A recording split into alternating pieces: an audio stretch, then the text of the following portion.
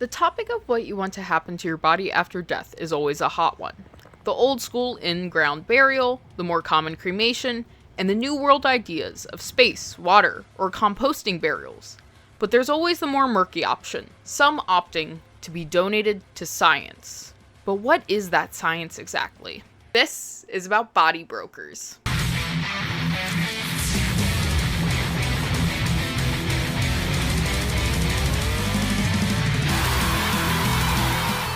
What if I told you that instead of your body being used for medical or scientific advancement, you would be sold for profit to possibly the military to blow up in a Humvee explosion, or even rot in a man's garage in a cooler with your brain in a garbage bin full of fetuses? And yeah, we're gonna be talking about that later, don't even worry about it. But before I get into all this, just want to put a little PSA out there. I'm a YouTuber. I have a GED. Everything I say to you is obviously things that I do research, and I get a lot of sources and this, that, the other, and I try to link them in the videos, but never listen to someone as one point of fact. You need to take everything as a resource, not a piece of genuine fact without any other underlying research. I know I'd be missaying stuff. I film these videos very late, things like that, and someone was like, you're gonna start spreading misinformation, because I do slip up, and I try to correct myself in the comments as much as I can, but once again, I'm just a girl, and a dumb one at that. So with that big old Darby's a dummy PSA, let's get into the world of cash for corpses, body brokers, tissue banks, and all of the like.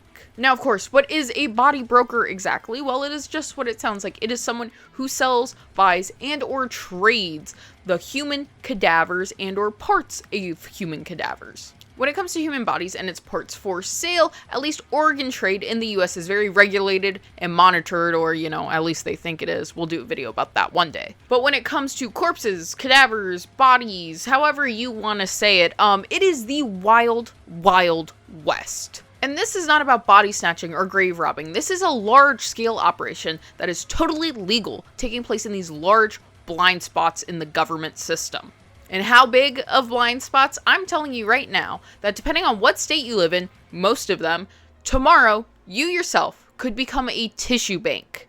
You, as long as you have coolers and some sort of dissection tools, could start being involved in the body broker trade. And with how simple it is to get involved, yes, you can tell it is an extremely predatory practice. And these bodies are used for medical research, scientific study, or once again, military explosions. And probably your first question is, how do you get a hold of human cadavers like this? Well, it is a big ol' array of options. Before we get into the corruption within funeral or mortuary homes, let's start with the largest section, which are human bodies donated to science. Roleplay with me here for a second. Okay, don't get too excited. You're making it weird now. Okay, let's pretend you want to donate your body to science. What are our first steps in legality? So let's start simple. Square ones of bodies going to science is due to the Anatomical Gift Act. This is a law that covers the donation of tissues, organs, and cadavers for medical research and transplants. It's partially in place so family members can't go against someone's wishes of organ donation.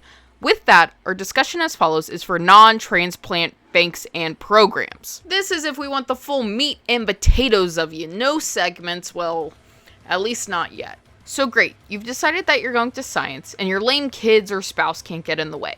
Next up is registering to a human body donor program, which frankly, arguably, there are tens of thousands of these, and they use all these different buzzwords and hype promotions to try to convince you to choose them and how they're going to use your body for the best means. Alright, so either your chosen donation program is already a tissue bank, or we kind of start your first sale of your corpse, which is to a tissue bank. Now, of course, what's a tissue bank? It's a bank of tissue. It is someone that is holding all of these corpses, cadavers, segments, parts, brains, organs, anything you can say in a mortician song. These tissue banks then either sell you pre-chopped or whole to various places for various reasons. Medical anatomical studies, surgery practice, or more often than not, once again, for the military to do some crazy shit with you. Now, there is some resemblance of regulation within tissue banks, and that is done by the American Association of Tissue Banks. It has an accreditation program that is essentially verifying the tissue bank is doing everything properly. Bodies are being kept how they're meant to be kept. They also have proof of donation because, shocker, people are just stealing bodies, essentially. But the thing about that is, tissue banks don't need this. Like, at all. They don't need it at all. This is just something that is nice to have. And, if you choose your body to be donated to science, and they say this is, the tissue bank, the holding place, and they have this accreditation, you can feel a lot better at night about it. As mentioned, human body donation is not even regulated or, frankly, inspected by the government. And you know what that means. People making bad choices. So let's start with one of the craziest things I've read about. And look at me. That means it's pretty fucking crazy. And that was a live ticketed human autopsy held in a Marriott in Portland, because of course it was in Portland. David Saunders, a 97-year-old man, was placed on stage post-mortem and sliced open, fully autopsied with a close-up camera, onto a room full of paying, excited people against the knowledge of his family. The reason we know this is David exactly is because a Seattle journalist went undercover, went to this live event, and was able to get photos, and he was able to clearly read David's toe tag that was still attached. And of course, how did David end up here with his family never knowing? Body brokers. It starts with the funeral director in Baton Rouge, Mike Clark. He had handled David's body post-mortem, and him and David's family believed his body was going to medical science, and more particularly, Clark and the family of David were under the impression his body was to be used for the medical advancement of specifically medical students.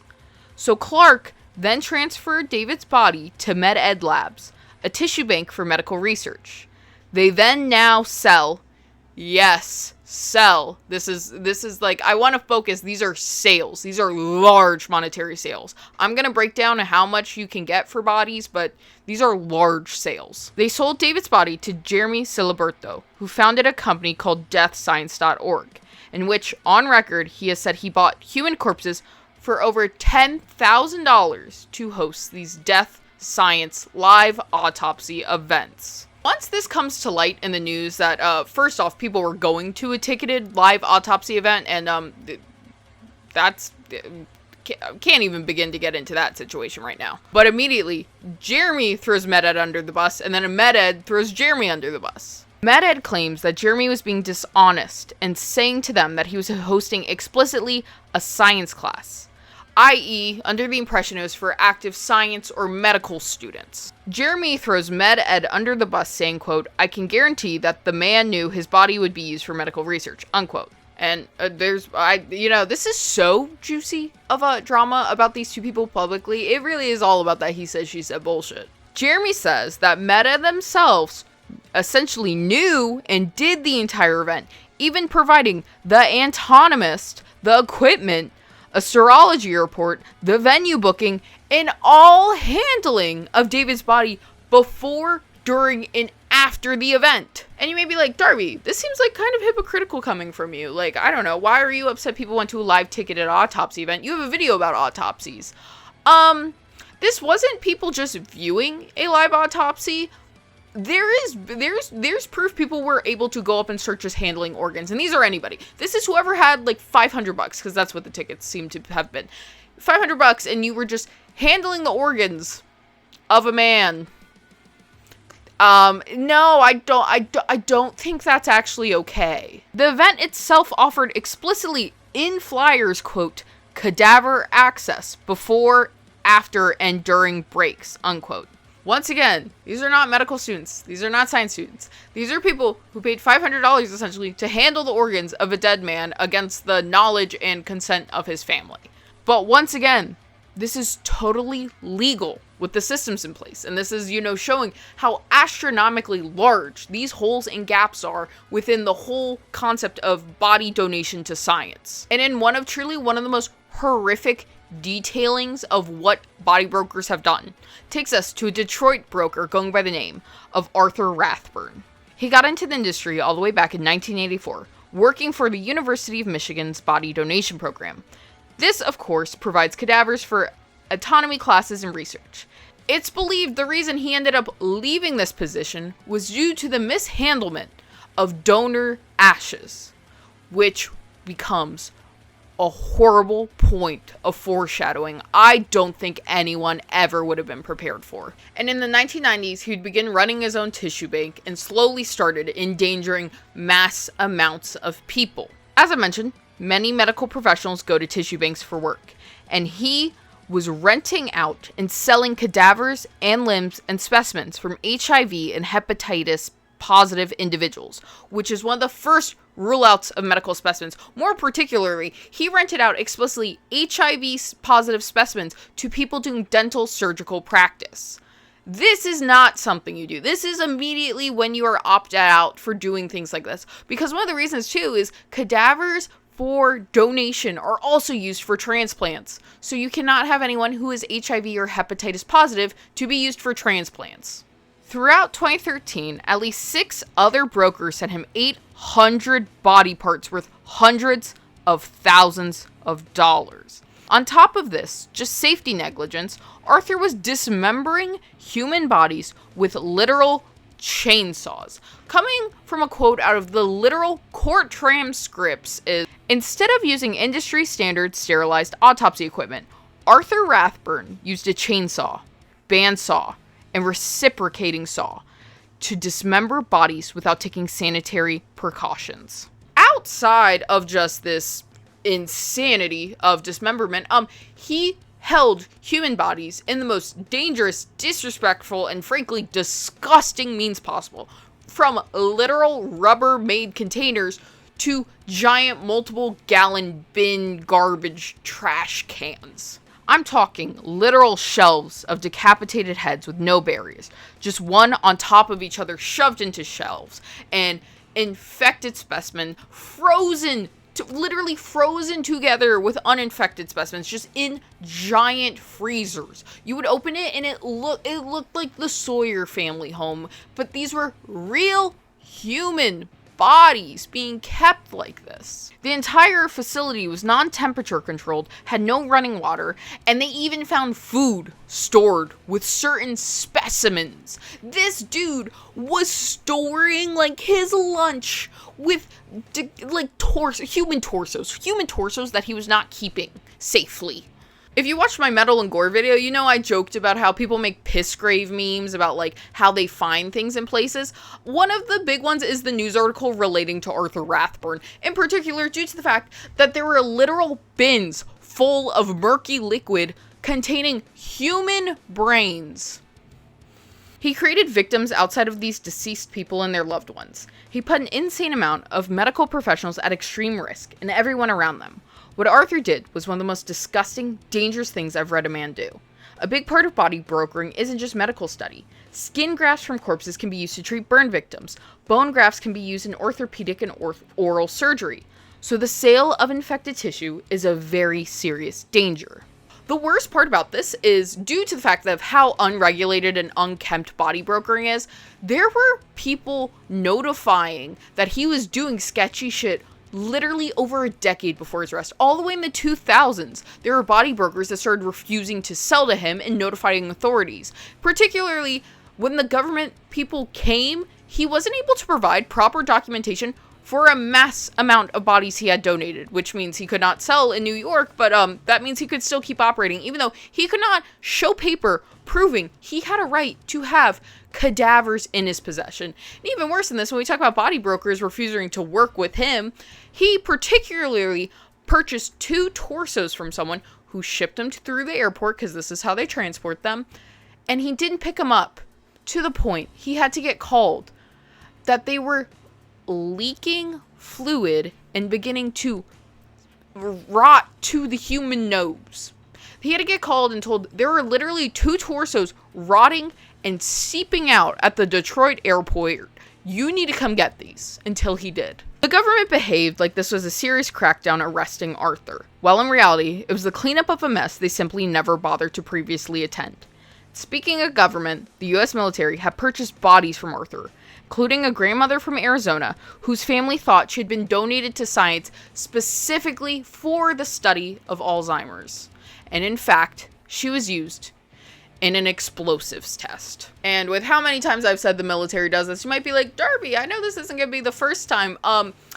Yeah, ding, ding, ding, go get a gold star off the fridge for yourself. Just from a report of 2012 and 2013, the U.S. Army used body parts from more than 20 cadavers in explosion tests that had not given permission to be used in such experiments. And when I mean not give permission, I mean explicitly said, do not use my body for this, not give permission. With even an Army veteran who died of cancer just 2 months before his death had signed a body donation form that he explicitly checked no to the military experiment section on the consent form. Because when you do these forms, you can say certain things you don't want your body to be used for. This man, who was a veteran, 2 months before his death said, no, the military cannot have my body. Can you take a wild guess at what happened to his body? That's right. He still was sold to the U.S. military for testing. And you know why he said no? He said no because of how poorly he was being taken care of and treated by the VA. Didn't matter. They still bought and used his corpse. Now, the entire world of donation to science is very ambiguous, and that's the thing. You can't really know exactly where the body's going to go when someone is donated to science, and that's part of that big gray area is what they're doing isn't illegal, you know? Like, you got donated to science, and it just might not have been the form of science you thought it was going to be. You might have thought you were going to have tests ran or medical students examining, but in reality, like, you can kind of get used for anything. So I think you're ready for the real consent removal depravity. And this is when people's bodies are stolen and sold against the knowledge and consent of everyone. And this usually happens with corrupt funeral home owners. A mother-daughter duo of Megan Hess and Shirley Conch ran Sunset Mesa Funeral Home in Montrose, Colorado for 8 years. Until in 2018, they were arrested for crimes related to illegally and unconsensually selling human remains to body brokers. A part of their 11 pages of indictments is they were wrongfully stealing and selling heads, torsos, arms, legs, or entire human bodies to customers who use the remains for scientific, medical, or educational purposes. And you may be wondering, how were they able to do this for so long without people catching on or realizing? Well, they did a very predatory practice that is far more common than you would think. And this is where they offer discounted or even free cremation in exchange for partial donation of human bodies. Let's say you're going through a really tough time. You really can't financially afford an entire cremation.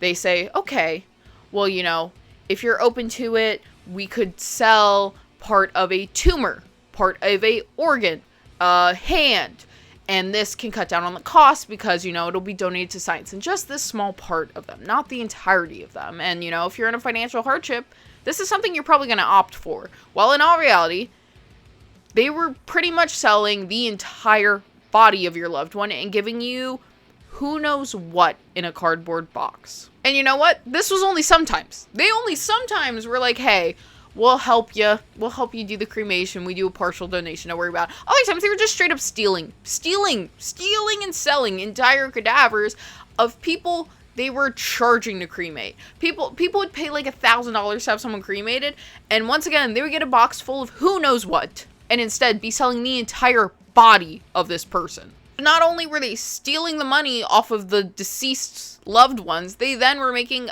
hand over fist in the entire sale of the cadaver. And they are quite literally far from the only one. Like in 2006 in New York, 7 different funerary directors were all caught up in a scheme together, and they found out it involved a hell of a lot of others, and all these people got to remain anonymous, which I hate. I hate that they don't have their names out there. But they all found guilty of participating in a large-scale scheme to secretly take chunks out of cadavers and sell the stolen body parts, including body parts from Alistair Cook, the Masterpiece Theater host. They were removing skin, bones, and frankly, any other transplantable part of the cadaver for you know, can you take a wild fucking guess? Oh, medical transplants. And who were they selling these to? Ding, ding, ding. Tissue bank. So, you know, let's get into a bit of how tissue banks break down cost of cadavers and body parts. Now, this is going to be different depending on every single tissue bank and what is in demand. What do people need for study, for this, for that, for the other? What's the condition of the body? There's a million factors that come into it, and they do try to keep it a little on the DL.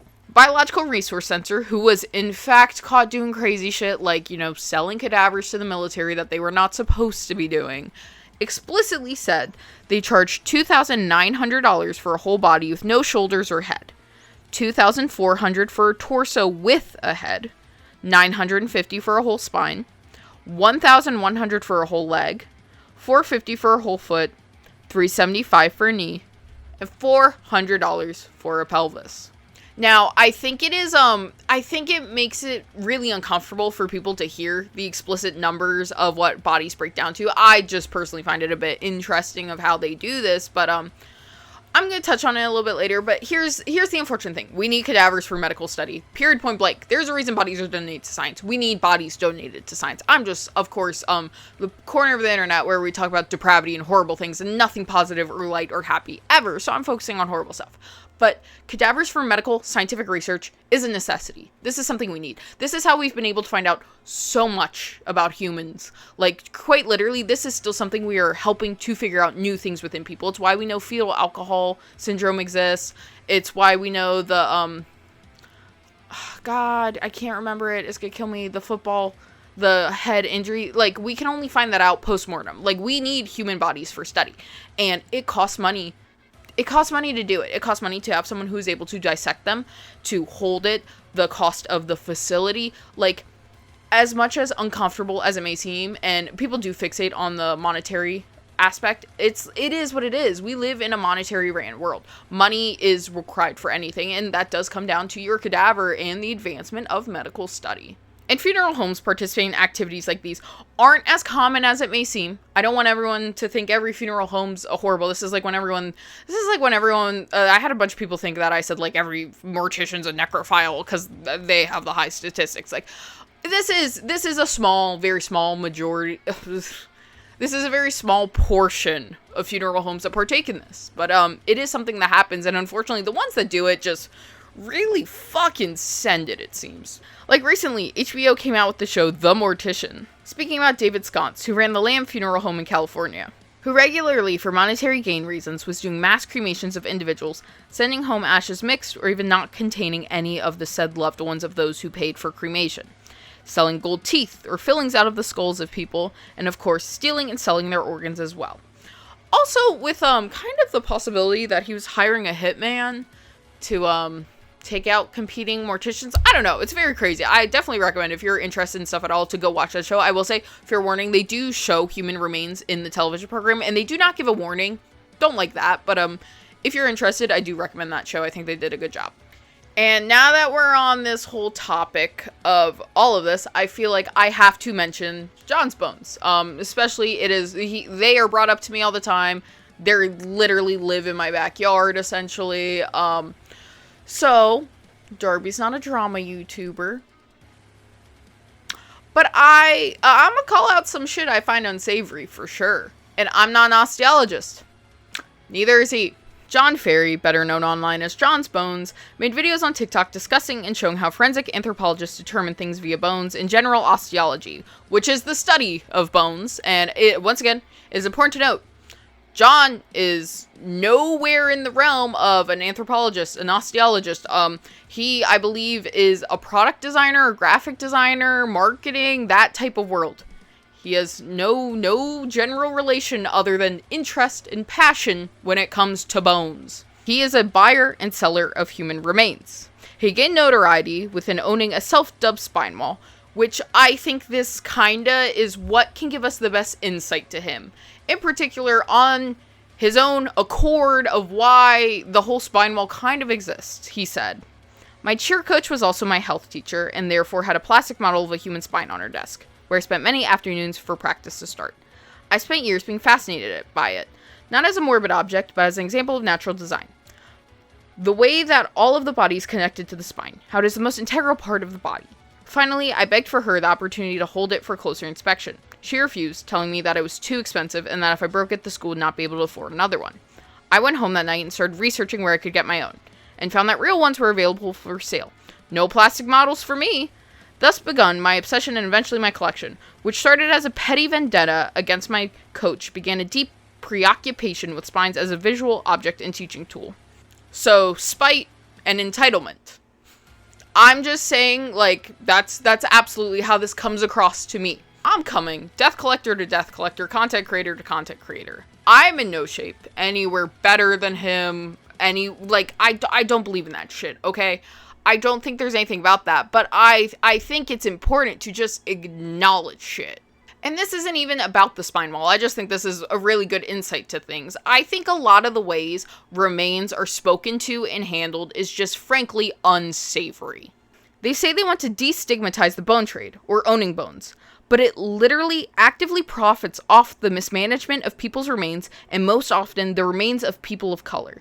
Here's the thing. The human bone trade is always going to exist, but I think you need to very clearly acknowledge how harmful it is. Yes, they may say time and time again over that they buy retired medical specimens, or I think they have referred to private sale, but retired medical specimens are a part of the abuse and mishandlement of the deceased bodies of, more often than not, people of color. The largest faction of this illegal bone trade back for medical specimens was coming from India, to the point they had to stop it, I believe in 1985 or 84, due to the fact that someone was trying to bring in over 1,000 corpses of children. The entire bone trade and retired medical specimens, more often than not, are coming from bone trafficking. These are trafficking of corpses and people and abuse of power and all these different types of wrong power situations.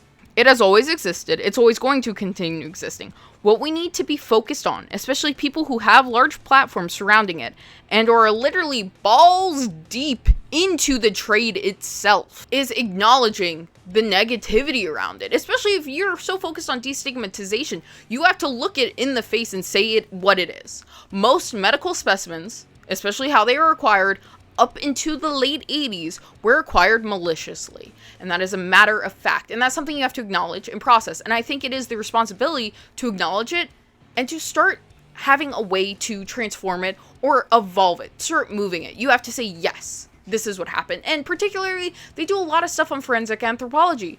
Why not do a whole thing about trying to find whose remains you have? I think a bunch of people would be interested in that, and I think it makes it a whole different thing if you're like, okay, this is what happened to this time period of history. This is how humans were. We now have evolved. So let's evolve this trade. Let's make this something different. Let's bring humanity and empathy back into the existence of these corpses. How did they end up where they are? I think that in itself is a cool project and something that is frankly important. I believe reverence and remembrance of the dead is one of the biggest things you need when you're someone who is interested in death. And I think a big part of this is hard when you yourself are not, you're not an osteologist. I'm sorry, it's a matter of fact. There is points and things that have happened within the collection that prove that maybe it's not the best idea in the world to be presenting things how you're presenting, or even frankly selling them. There was one case where they were selling a skull that was completely mislabeled. It, in reality, belonged to an indigenous tribe and had to essentially be called to attention about this fact. And once the skull was properly examined, it was confirmed. It did, in fact, belong to this indigenous tribe, and it was mislabeled online.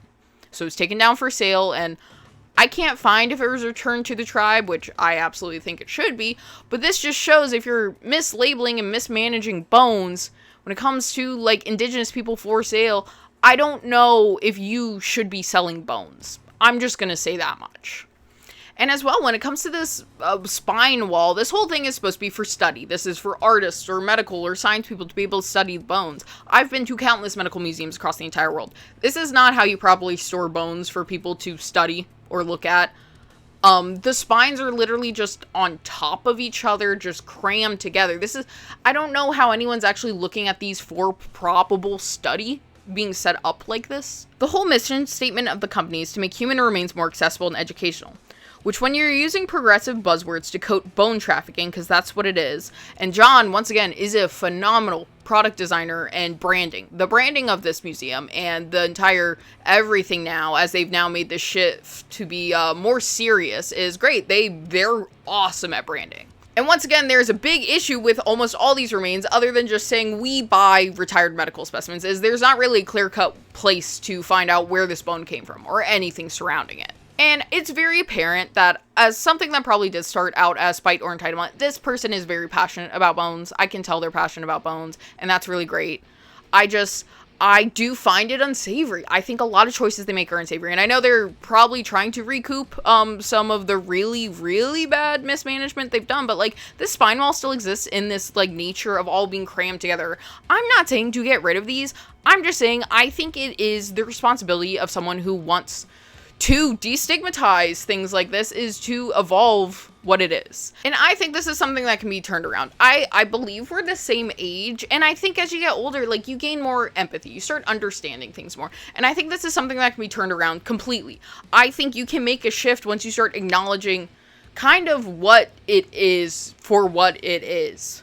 I think people participating in niche and exploitative and dark subcultures like death collecting, bone collecting, and anything like that, there's this immediate thing where you kind of have to feel like you have to fly a flag about how ethical and how this, that, the other, everything you have or your interest is. But in all reality, when you want to push this ethical or responsible sourcing and you just say, well, it's retired medical specimens, you're erasing history. You're erasing where that medical specimen came from, how the entirety of medical specimens came to be, including the grave robbing and body snatching of resurrectionists, and how the fact that most medical specimens, not all, but a lot of them do come from really predatory practices of preying on indigenous people, people of color, lower income families. That is just a matter of fact. That is how a lot of bones became medical specimens.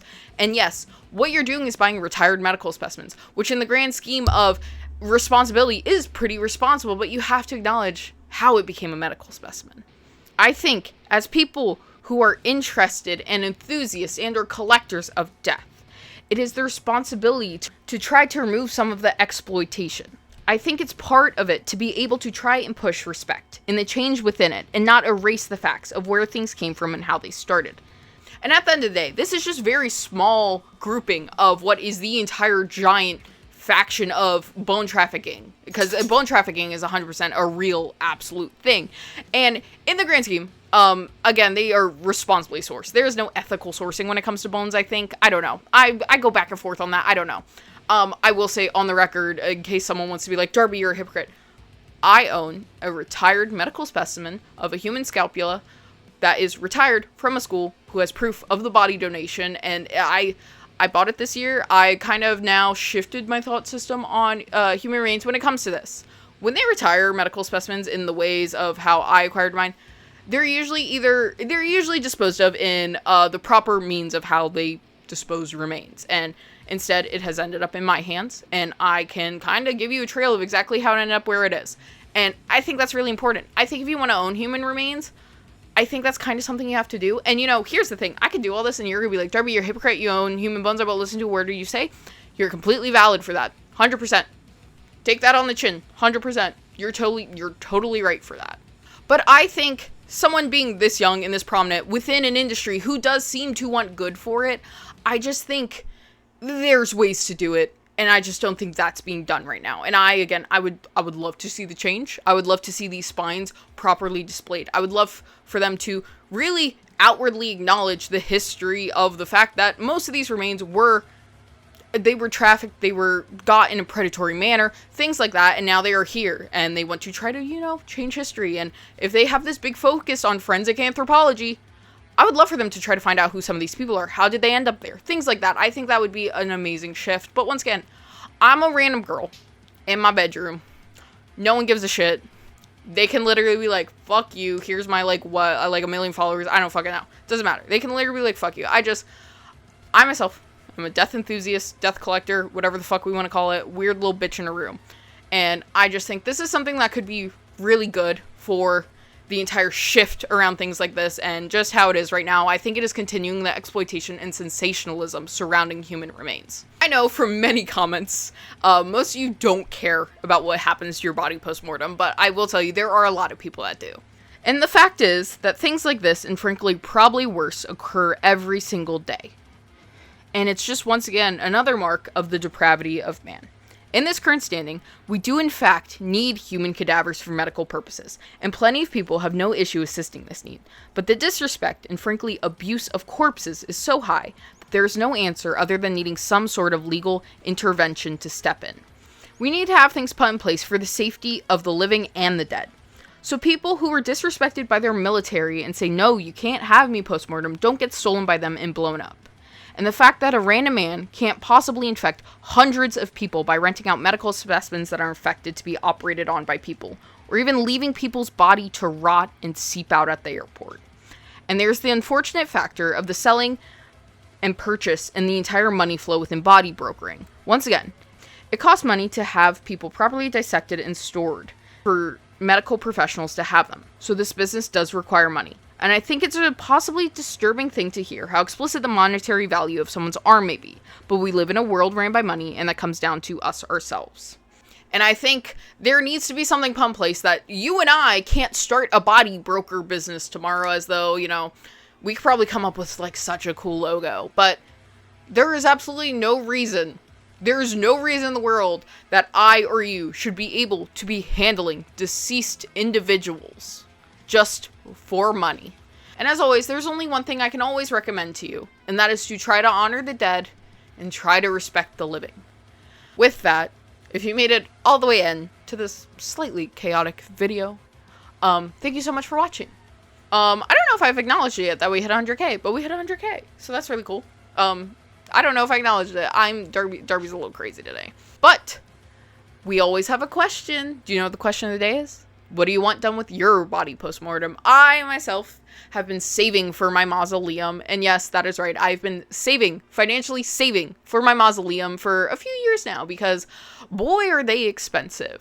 But what are you doing? Do you want to be cremated? Do you want to be buried? Do you want to be thrown in a hole? Do you want to go up in space? Or I've seen a lot of composting burial lately, and I think that's really neat and cool. So let me know down below what you want done with your body postmortem. As always, make sure you follow me on everything. I be on TikTok live like a motherfucker lately, so make sure you're following me on TikTok. Make sure you're following me on Instagram. I do a lot of stuff over there. Sometimes you get sneak peeks into stuff. Once again, thanks everyone who buys the merch. Buying the merch is one of the best ways to help me. The other best way is to share my videos. So if you share my videos, it really does mean the most. Also, shout out to Cemetery Crypt, friend of the channel, not sponsored. They just sent me some cool t-shirts. They're always the best. They watch. They're one of the freaks. So shout out to them. And as always, thanks for watching, liking, commenting, and subscribing. If you like this video, you probably like my video about the history of autopsies. And with that, I'll see you next time. Bye!